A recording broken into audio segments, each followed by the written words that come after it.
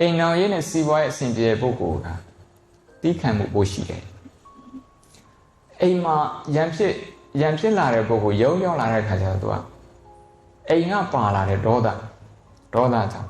ရုံမှာတစ်ခနဲဆိုသူကဒေါသဖြစ်ဘာဖြစ်လို့တော့ဆိုတော့အိမ်ကပယ်လာတဲ့အစနာရှိနေတာပေါ့အဲ့ဒီလိုပဲရုံမှာလှုပ်တာအနာကုလသကမ္မန္တာလှုပ်တဲ့နေရာမှာconfusion တွေရှုပ်ထွေးမရှိရဘူးမပြည့်မပြတ်မရှိရဘူးဆိုတာလှုပ်တဲ့နေရာမှာအစမပြေဘူးတယောက်နဲ့တယောက်ဆက်ဆံတဲ့အစမပြေဘူးဆိုရင်ဒီပုဂ္ဂိုလ်စိတ်ညစ်ပြီးတော့အိမ်ပြန်သွားတယ်အိမ်ပြန်သွားပြီးတော့အိမ်ရောက်တော့ဘာလုပ်တော့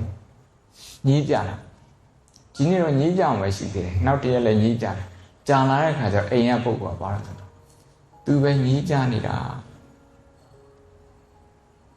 နဝင်ချိုတဲ့စကားလုံးတွေမကြားရအောင်ဒါလည်းမဟုတ်ဘူးဟာလည်းမဟုတ်ဘူး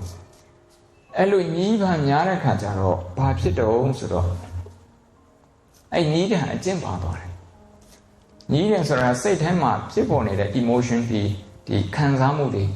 အပြင်ကိုရှန်ထွက်လာတာစိတ်ထဲမှာဖြစ်နေတဲ့အချိန်တုန်းကဒေါသဖြစ်နေတယ်မကျေနပ်မှုဖြစ်နေတယ် jealousy မနာလိုဝန်မှုဖြစ်နေတယ် irritation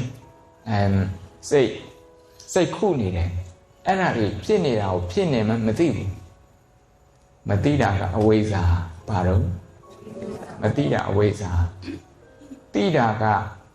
ပထမဆုံးသိတာကတတိနောက်ပိုင်းသိတာကပညာတတိနဲ့ပညာအဲ့ဒါဟုတ်ပဲစိတ်ဓာနုပတနာလို့ခေါ်တယ်ဘာလို့ခေါ်လဲခေတ်သစ်စကားနဲ့ပြောမယ်ဆိုရင်တော့မိမိရဲ့ psychology မိမိရဲ့ပြန်သိတာနောက်ခုလောလောဆယ် emotional state ဒီစိတ်ရဲ့အနေထားခံစားမှုအနေထားဘယ်လိုရှိနေလဲကျေနပ်နေလားစိတ်ကျေနပ်မှုရှိနေလားမရှိဘူးလားဘယ်သူ့ပေါ်မှာငါဘယ်လိုစိတ်ကွက်နေတော့မကွက်ဘူးအဲ့ဒါတွေကိုအရှိကိုရှိတယ်အဖြစ်ကိုဖြစ်တယ်သိတာအဲ့လိုသိတာကိုပဲစိတ်ဓာနုပတနာခေါ်တယ်ဘာခေါ်တော့အဲ့လိုစိတ်ဓာနုပတနာရှိရင်စိတ်ထဲမှာရှိတဲ့စိတ်ညစ်မှုကိုတတိလေးနဲ့ကြည့်လိုက်တဲ့ခါကျတော့ဝစီကံဖြစ်မလာဘူးဝစီကံဖြစ်မလာတဲ့ခါကျတော့အဲ့ဒီစိတ်ညစ်မှုဟာသူအာမကောင်းရင်သူပျောက်သွားတာပေါ့အဲ့ဒါကြောင့်ခန္တီစတီးခံမှုဆိုတဲ့နေရာမှာမြတ်စွာဘုရားတီးခံနိုင်အောင်ကိုယ်စိတ်ကိုလည်းတီးရမယ်ကိုယ်စိတ်ကိုမသိဘဲနဲ့တီးခံခိုင်းရင်ပညာမပါတဲ့တီးခံမှုမျိုးဖြစ်သွားတယ်